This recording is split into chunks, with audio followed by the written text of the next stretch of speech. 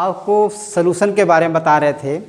पिछले लेक्चर में हमने सलूशन के बारे में बताया कि व्हाट इज ऑस्मोटिक प्रेशर, मतलब पराशर दाब क्या होता है। अब आज हमारा लास्ट टॉपिक है, लास्ट लेक्चर भी इस तरह। तो इसमें आपको हम बताएंगे कि एलिवेशन ऑफ बॉइलिंग पॉइंट, क्वथनांक में उन्नयन। ये बच्चों क्वथनांक में उन्नयन क्या होता है, इसको समझने से पहले हम बच्चों समझेंगे कि होता है पहले क्या, क्वथनांक क्या होता है बच्चों। तो क्वथनांक की परिभाषा हम आपको समझाते हैं, बताते हैं कि क्वथनांक होता है क्या बच्चों। तो पहले हम डालेंगे कि क्वथनांक, क्वथनांक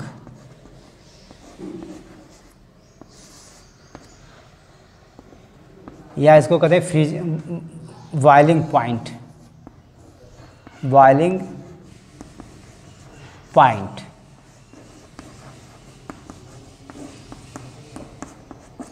बच्चों ये क्वथनांक क्या होता है? किसी द्रव का क्वथनांक वह ताप है जिस पर द्रव का वाष्प दाब उसके वायुमंडलीय दाब के बराबर हो जाता है, उसे ही कहा जाता है क्वथनांक। बच्चों परिभाषा समझ में आया? किसी द्रव का क्वथनांक, किसी द्रव का क्वथनांक वह ताप है जिस पर द्रव का वाष्प दाब, जिस पर द्रव का वाष्प दाब उसके वायुमंडलीय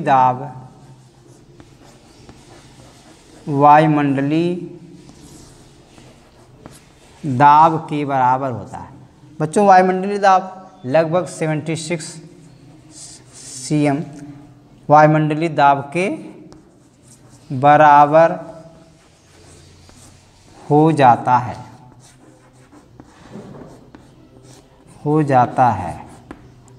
बच्चों परिभाषा आपके सामने है। किसी द्रव का क्वथनांक वह ताप है जिस पर द्रव का वाष्प दाब उसके वायुमंडलीय दाब के बराबर हो जाता है, इसे ही बच्चों कहते हैं क्वथनांक। क्या कहते हैं? क्वथनांक। बच्चों किसी भी द्रव, जैसे मान लीजिए जल है, तो जल का जो वाष्प दाब होता है बच्चों यह चेंज हो सकता है। जैसे यहाँ पर वाष्प दाब कुछ दूसरा है, और आप ध्रुवों पर जाएंगे तो उसका वाष्प दाब कुछ दूसरा हो जाएगा। लेकिन बच्चों उसका जो क्वथनांक होता है, जो बॉइलिंग पॉइंट होता है, वह है निश्चित होता है, करेक्ट निश्चित होता है। मतलब 100 सेंटीग्रेड, मान लीजिए 100 सेंटीग्रेड ताप पर गलना शुरू हो जाएगा, जल उबलना शुरू हो जाएगा, तो उसका क्वथनांक चाहे यहाँ रहे चाहे वहाँ रहे बच्चों, मतलब करेक्ट निश्चित होता है। तो परिभाषा आपके सामने है। किसी द्रव का क्वथनांक वह ताप है जिस पर द्रव का वाष्प दाब उसके वायुमंडलीय दाब के बराबर हो जाता है बच्चों, इसे कहते हैं, क्या कहते हैं? क्वथनांक बच्चों। तो हम क्वथनांक के बारे में आपको बताएं। अब बच्चों बताने जा रहे हैं कि क्वथनांक में उन्नयन। क्या बच्चों? क्वथनांक में उन्नयन है। बच्चों अब क्वथनांक में उन्नयन क्या होता है? बच्चों जब किसी भी विलायक में अवाष्पशील विलेय पदार्थ जब घोला जाता है, किसी विलायक में जब अवाष्पशील विलेय पदार्थ बच्चों घोला जाएगा तो उसके वाष्प दाब में बच्चों कुछ कमी आ जाती है। क्या आ जाती है बच्चों? उसके वाष्प दाब में कुछ कमी आ जाती है। तो यही जो वाष्प दाब में जो कमी आती है बच्चों, इस कमी को पूरा करने के लिए बच्चों हमें बाहर से अधिक ऊष्मा देने की आवश्यकता होती है बच्चों। क्या होती है? हमें बाहर से अधिक देने की ऊष्मा देने की आवश्यकता होती है। कहने का मतलब है जब किसी विलायक में अवाष्प से विलेय पदार्थ बच्चों घोलेंगे तो उसके वाष्प दाब में कमी आ जाएगी। यही कमी को पूरा करने के लिए बच्चों बाहर से ऊष्मा देनी पड़ती है। यही कारण है बच्चों कि विलयन का वाष्प दाब जो होता है विलायक के वाष्प दाब से क्या होता है? ज़्यादा होता है बच्चों। और यही जो अंतर होता है, डिफरेंट होता है विलायक के वाष्प दाब और विलयन के वाष्प दाब में बच्चों, यही अंतर कहलाता है क्वथनांक में उन्नयन।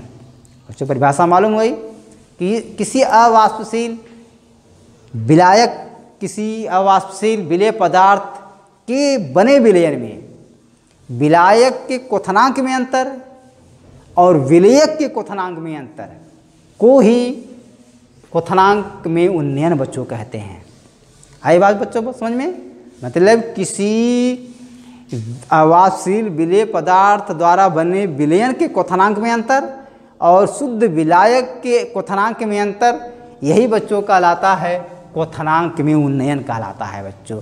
इसे बच्चों क्या कहते हैं? इसे डेल्टा टीवी, इसे डेल्टा टीवी से प्रदर्शित करते हैं। क्या बच्चों? Delta TV, temperature of boiling point, delta different between them. तो बच्चों क्या हो गया? क्वथनांक में उन्नयन क्या हो गया? किसी शुद्ध अवाष्पशील विलेय पदार्थ को विलयन से जो विलयन बनता है उसने क्वथनांक और अवाष्पशील विलेय पदार्थ का क्वथनांक का जो डिफरेंट होता है वही कहलाता है बच्चों क्वथनांक में उन्नयन। यदि बच्चों विलयन का वाष्प दाब में वाष्प दाब को T1 से प्रदर्शित करें और विलायक का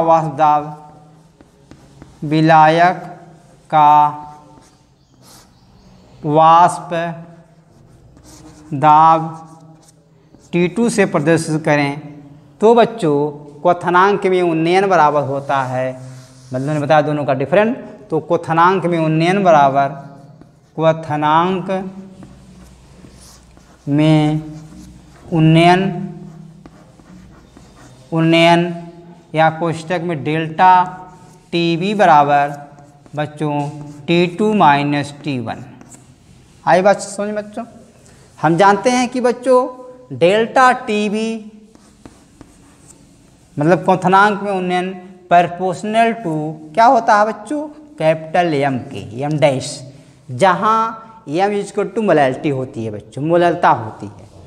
तो हम बच्चे जानते हैं कि capital M equal to W by M into 1000 divided by capital W।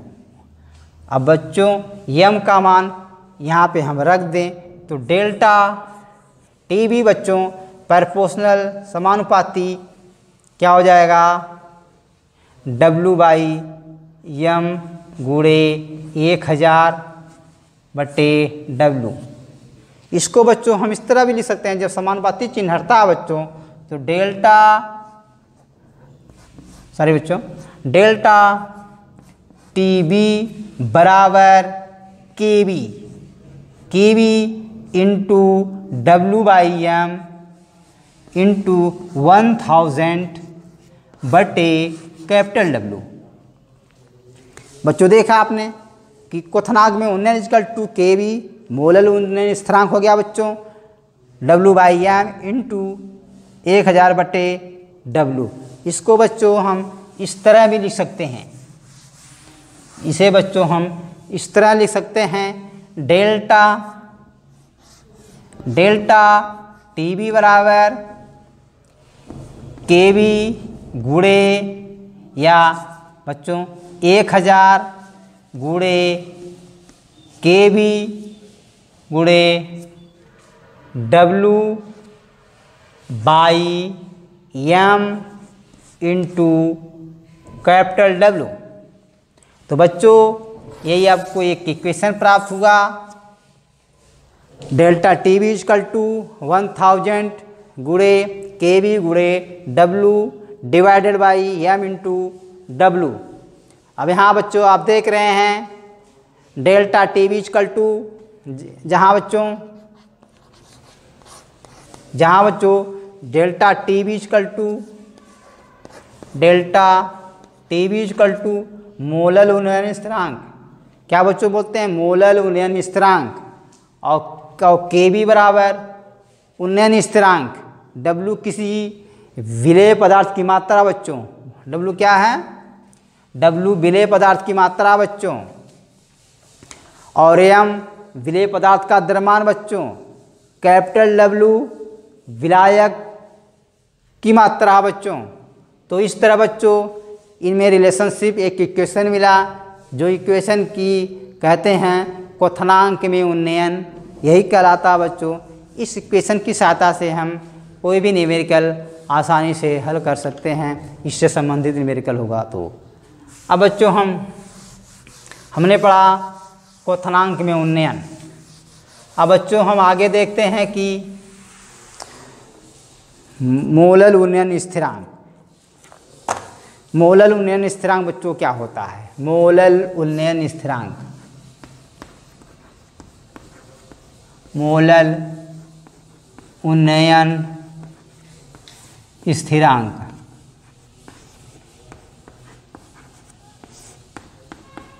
Molal उन्नयन स्थिरांक बच्चों, मोलल उन्नयन स्थिरांक होता है, हम इसके बारे में बताते हैं आपको। किसी विलायक के 100 ग्राम, किसी विलायक के 100 ग्राम में किसी विद्युत अनवघट्य पदार्थ का 1 मोल बच्चों जब घोला जाता है, किसी विलायक के 1000 ग्राम में 1000 ग्राम में किसी विद्युत अनवघट्य को बच्चों, किसी विद्युत अपघट्य का 1 मोल जब घोला जाता है बच्चों, तो इसमें जो वृद्धि होती है, इसमें होने वाली जो वृद्धि होती है बच्चों, इसी को कहते हैं मोलल उन्नयन स्थिरांक। आई बात समझ में? तो मतलब किसी विलायक के 1000 ग्राम में किसी विद्युत अनवघट्य का 1 मोल घोलने पर उसमें जो वृद्धि होती है वही बच्चों कहलाता है मोलल उन्नयन स्थिरांक बच्चों कहलाता है। बच्चों मोलल उन्नयन स्थिरांक को हम इस प्रकार समझते हैं, हम जानते हैं बच्चों कि डेल्टा टीवी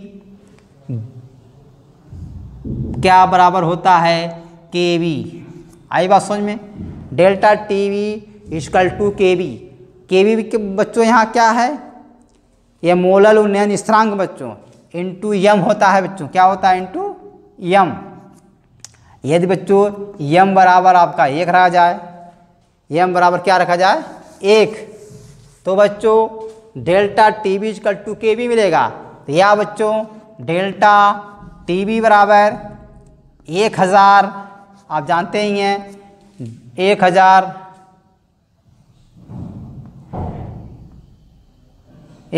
एम गुणे, सारी बच्चों के बी 1000 गुणे के बी गुणे एम बटे डब्लू, एम इंटू डब्लू। तो बच्चों ये इक्वेशन आपको मिलता है मोलल उन्नयन स्थिरांक। आई बात समझ में? मतलब delta T B equal to 1000 into K B into W by M into capital W, इसे ही बच्चों कहते हैं मोलल उन्नयन स्थिरांक। तो बच्चों अब आपने पढ़ा मोलल उन्नयन स्थिरांक के बारे में। अब आपको बताते हैं हम कि हिमांक में उन्नयन, हिमांक में उन्नयन, हिमांक में उन्नयन।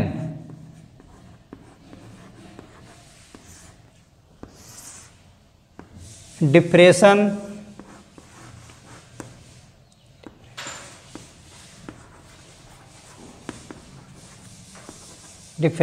इन फ्रीजिंग पॉइंट,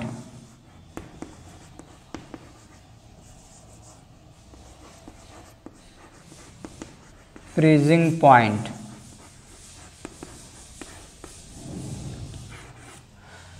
अब बच्चों पढ़ेंगे हम हिमांक में उन्नयन।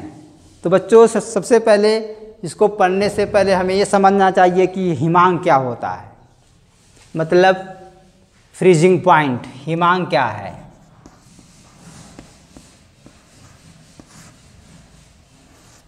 फ्रीजिंग पॉइंट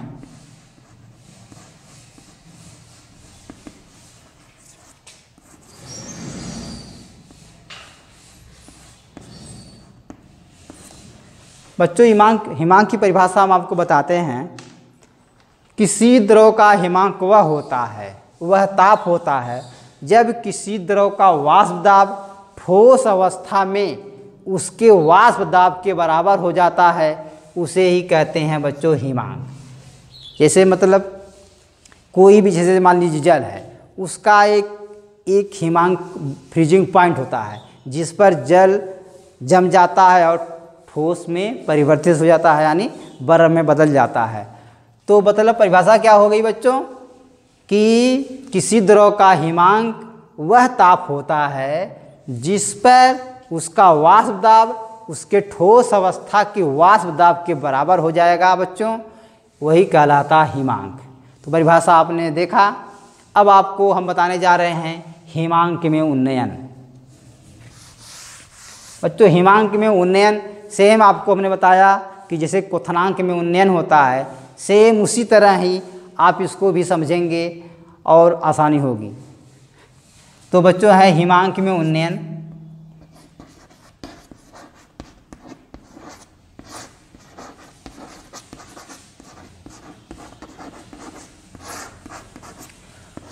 बच्चों, हम हिमांक में उन्नयन के बारे में आपको हम पूरा डेरिवेशन आपको बताएंगे कि हिमांक में उन्नयन होता है क्या। बच्चों, जब कोई अवाष्पशील विलायक में कोई शुद्ध विलेय पदार्थ जब घोला जाता है बच्चों, तो विलयन के वाष्प दाब में बच्चों कमी आ जाती है। तो विलयन का वाष्प दाब विलायक के वाष्प दाब से कम होता है बच्चों। तो यही जो कमी होती है वही कहलाती है हिमांक में उन्नयन। तो हमेशा बच्चों हिमांक जो विलयन का वाष्प दाब होता है वह विलायक के वाष्प दाब से हमेशा कम होता है, यानी विलयन का वाष्प दाब कम होता है और विलायक का वाष्प दाब ज़्यादा होता है बच्चों। तो हम कह सकते हैं यदि किसी विलयन का वाष्प दाब यदि बच्चों हम किसे प्रदर्शित करें, डेल्टा टीएफ से, या कह सकते हैं बच्चों देखिए कि डेल्टा टीएफ इजकल टू क्या होता है बच्चों, T2 माइनस T1। यही बच्चों कहलाता है हिमांक में उन्नयन। मतलब जब किसी शुद्ध विलायक में विलेय पदार्थ घोला जाता है तो उसके विलेय पदार्थ में जो अंतर होता है विलयन की अपेक्षा, तो यही दोनों जो अंतर होता है उसे ही कहते हैं हिमांक में उन्नयन। तो बच्चों हिमांक में उन्नयन को हम डेल्टा टीएफ से प्रदर्शित करते हैं। तो बच्चों इस प्रकार हम देखते हैं कि delta T f proportional to M के होता है बच्चों, जहाँ एम इजकल टू मोलल्टी होती है, मोललता होती है, जिसका मान होता है देखिए बच्चों M equal to 1000 M by W गुणे 1000 बटे कैपिटल डब्लू, यह होता बच्चों capital M equal to M by W गुणे 1000 बटे कैपिटल डब्लू। अब एम का मान बच्चों हम यहाँ पर रख सकते हैं, तो delta T f proportional M by W into 1000 बटे कैपिटल डब्लू। अब बच्चों जब समानुपाती चिन्ह हटेगा उसके स्थान पर एक कांस्टेंट आ जाएगा जिसे कहते हैं हिमांक में उन्नयन स्थिरांक। तो बच्चों डेल्टा टीएफ बराबर डेल्टा केएफ, डेल्टा नहीं बच्चों केवल केएफ रहेगा, K f into M by W गुणे 1000 बटे W, या इसको बच्चों इस तरह आप लिख सकते हैं,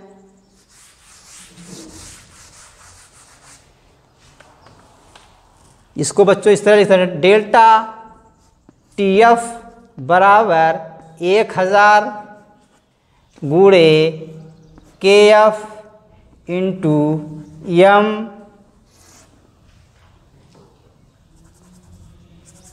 into W M by M into capital W। इसको बच्चों इस तरह से, यही बच्चों इसी इक्वेशन की सहायता से हम हिमांक में उन्नयन से संबंधित न्यूमेरिकल को आसानी से हल कर सकते हैं बच्चों। तो बच्चों यह रहा हिमांक में उन्नयन। बस बच्चों, तो अगली टॉपिक में हम आपको बताएंगे नेक्स्ट वीडियो के माध्यम से।